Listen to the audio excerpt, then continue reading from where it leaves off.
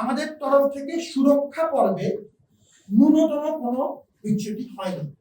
সুরক্ষা পর্বে আমরা নিয়মিতভাবে মূল অফিসের সাথে যোগাযোগ রেখেছি।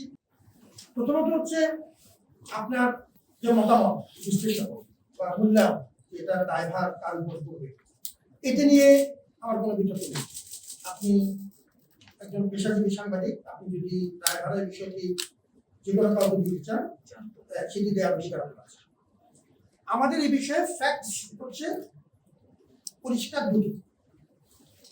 নীলক্ষেত বিষয়ক তথ্যটি আমরা যথাসময়ে সরবরাহকারী আমাদেরকে জানাননি, সেটি তিনি লিখিতভাবে স্বীকার করেছেন, ক্ষমা প্রার্থনা করেছেন। আমরা সেই অনুযায়ী ব্যবস্থা যা প্রয়োজন, আমাদের আইনে যা প্রয়োজন সেটি আমরা দেখব।